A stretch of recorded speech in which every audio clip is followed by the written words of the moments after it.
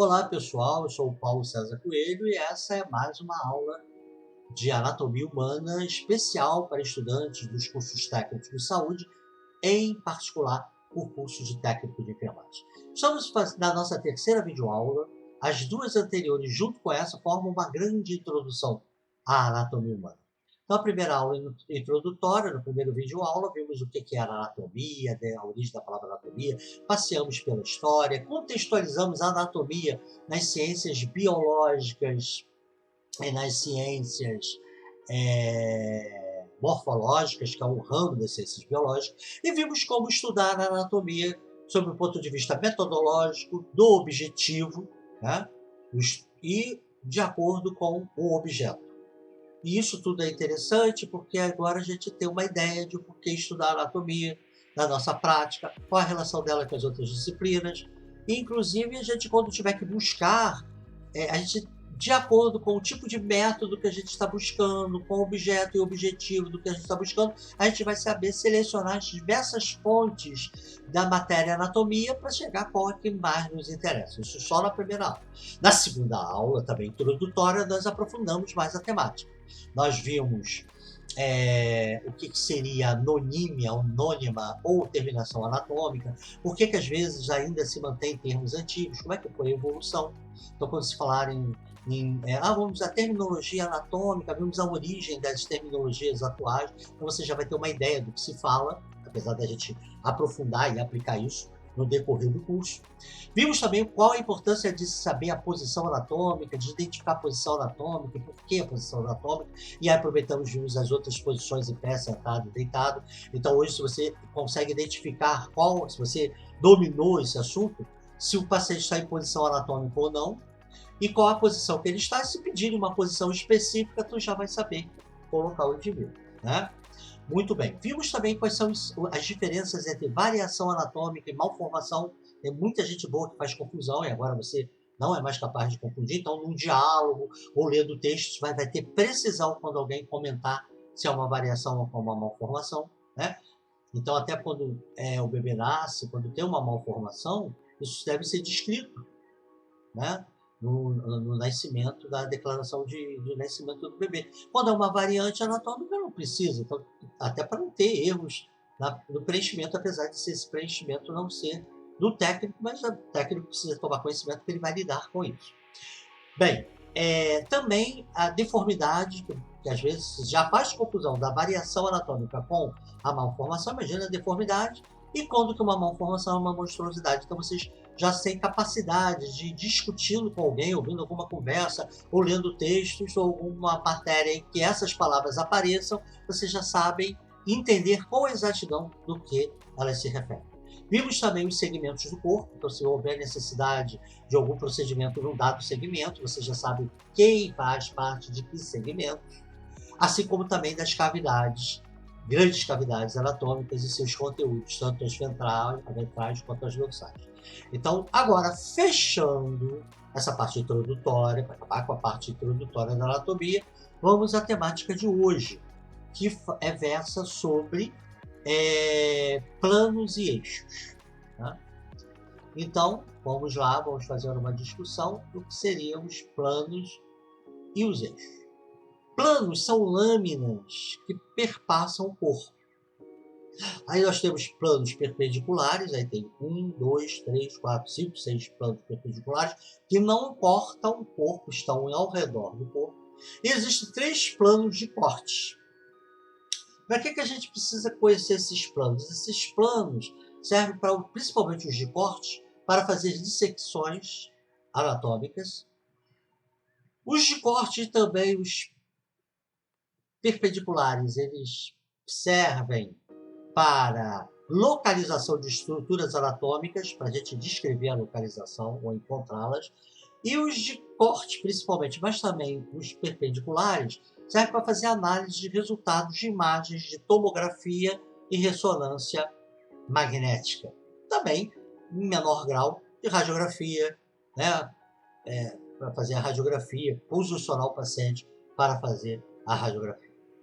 Já os eixos, eles são linhas que cortam os planos, principalmente os planos de corte, que perpassam, linhas imaginárias que perpassam E eles vão ser importantes no futuro, quando a gente estudar movimentos, os tipos de movimentos, classificação dos movimentos de segmentos do corpo, esses movimentos vão seguir em torno de eixos que cortam os planos. No momento, nós vamos apresentar os planos e os eixos. Então vamos começar com os planos. Aqui pegamos três figuras, né? Três figuras corporais que não estão em posição anatômica, porque se tivesse posição anatômica eles deveriam estar tanto com o membro superior quanto o membro inferior, com os membros superiores e inferiores rentes ao corpo, e não do jeito que estão. Mas enfim, dá para o nosso propósito. Então vamos lá. Vamos começar, que tem planos perpendiculares. Vamos começar com os planos perpendiculares. Então, plano perpendicular, nós temos aqui um plano perpendicular que seria o plano craniano, ou cranial ou superior. Então, qualquer estrutura que vai de um ponto ao outro, de cima para baixo, a parte mais próxima a esse plano é o segmento cranial ou superior, ou craniano. Da mesma maneira que nós temos o plano craniano, nós temos um plano, né, que é o plano que a gente chama de plano podálico ou plano inferior. Então, a mesma coisa, uma estrutura que vá de cima a baixo, de cabo a rabo, né, como se fala grosseiramente, no corpo humano, o segmento mais próximo deste plano aqui é o segmento podálico ou inferior. Bem, continuando os planos perpendiculares, aí nós temos o plano que é o plano que está como se fosse uma lâmina que ficasse na frente do paciente, né? Pegando aí toda a parte anterior do paciente, do indivíduo, seja ele paciente ou não. Então, com essa verde aqui, imagine uma lâmina, aí aqui eu deixei a mão escapar, mas imagine que essa mão está ali dentro. Esse plano aí, que é uma lâmina que está em toda a frente, é o plano anterior. Então, tudo que está de frente para trás e o segmento mais próximo desse plano é o segmento anterior. Da mesma maneira que nós temos o segmento anterior, nós temos também um segmento também que pega toda, como fosse uma lâmina perpendicular, aqui, ó, uma lâmina, aqui, e essa lâmina que está toda tortinha, mas imagina essa daqui tudo retinho, que pede a parte posterior, que está encostada no dorso do paciente. Então, tudo que transpassa o corpo do paciente, que tem um segmento mais voltado para essa parte posterior, para a lâmina posterior, é o segmento posterior da estrutura, ou também segmento dorsal, que esse plano anterior recebe o nome de plano ventral, e esse plano posterior é o plano dorsal. Temos também os planos laterais, tá? Aí nós temos o plano, uma lâmina perpendicular que fica pegando toda a parte, como se tivesse postado na parte lateral do corpo, toda a parte lateral. E aí é o plano lateral, que aí tem o lado direito, o lado oposto ao lado do coração, lembrando em consideração que o coração não está tendo uma variação de posição. E já para o lado do coração é o lado esquerdo. Então, qualquer estrutura que vai de um polo ao outro, a parte que está voltada para o plano lateral direito é a parte direita. Já tudo que está voltado para o plano lateral esquerdo é o segmento esquerdo da estrutura. Bem, então vemos os perpendiculares. Agora vamos aos planos de corte, né? Vamos aqui aos planos de corte. Vamos ver como se dá esses planos de corte. Bem, o primeiro plano de corte é o plano sagital. O que seria esse plano sagital?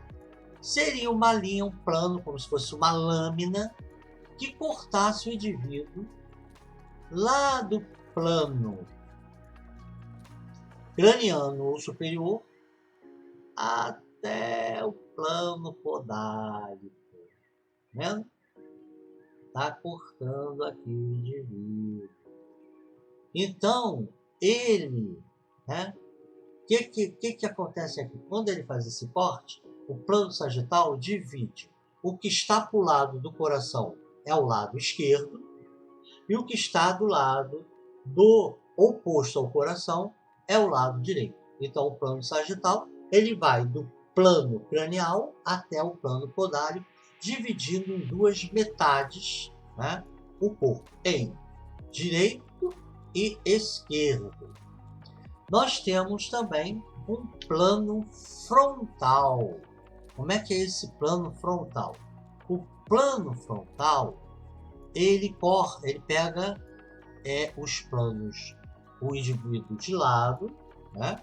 E é uma lâmina que passa como se ele entrasse na lateral desse boneco e saísse do outro lado. E da parte lateral e saísse do outro lado. Imagine aqui, não um eixo, não uma linha, mas um plano, né? Como se fosse isso aqui, ó, entrando assim, né? Então tem no boneco que está voltado de frente para a gente, o plano é o sagital, está dividido em direito e esquerdo, e no boneco lateral, né, dividido em direito e esquerdo, então se é o boneco assim ele faz isso, e no plano lateral ele divide o que é anterior e o que é o posterior, né? Então ele divide parte anterior e parte anterior. Esse daí é o plano frontal. Esse plano que divide anterior e posterior é o plano frontal, ou também chamado de plano coronal. São sinônimos, frontal ou coronal. E por fim, nós temos um plano que divide o corpo ao meio, como fosse uma lâmina entrando assim, ó, no boneco. O boneco está aqui, ele entra assim. Então ele divide em superior e inferior. E aí essa lâmina que perpassa aqui é chamada de lâmina transversal. Beleza? Agora vamos aos eixos. Os eixos são 3. São as linhas imaginárias que passam pelo indivíduo. Então, vamos fazer aqui. Vamos imaginar aquela lâmina sagital. Lâmina sagital. Tá? Vamos aqui a lâmina frontal ou coronal. Não é eixo, a ideia é a lâmina. Beleza? E nós temos a lâmina transversal. Então, tudo que está em amarelo são as lâminas. Então, divide o primeiro, o sagital, em direito, esquerdo e direito, o frontal, o coronal em anterior e posterior, e o corte da lâmina transversal em superior e inferior. Beleza? Então, vamos usar aqui as lâminas perpendiculares. Agora, vamos às linhas, né? As linhas imaginárias. Então, a linha que corta o plano sagital é a linha lateral ou o eixo lateral ou simplesmente eixo transversal. Então, é um eixo que passa aqui, ó. Aí é uma linha, como se ele estivesse passando. Você tem uma lâmina que divide o indivíduo assim, e aí tem uma linha que passa aqui. Então a lâmina é a lâmina sagital, separa direito e esquerdo, e nós temos um eixo que passa dela, uma linha imaginária, que é a lateral. Tá? Lateral, que vai da direita para a esquerda ou da esquerda para a direita, ou simplesmente linha transversal, ou eixo transversal. Não confundir o eixo transversal com o eixo, com o plano transversal, que é outra coisa. Beleza, pessoal? Então, plano. Plano. Vou colocar aqui a folha. Plano transversal. Está passando aqui, ó. Estou dividindo aqui. Plano transversal. Perdão. Plano transversal, não. Perdão. plano sagital, agora eu que fiz confusão, paga isso, plano transversal, divide direita e esquerda. E aí passa uma linha por ele, né, que é, aí sim, a linha lateral, também chamada de linha transversal. Bem, da mesma maneira que o plano sagital tem seu eixo, o plano frontal coronal também tem um eixo.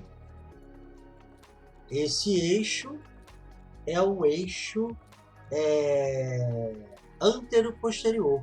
É uma linha que atravessa, que vai da parte anterior para a parte posterior e corta o plano transversal.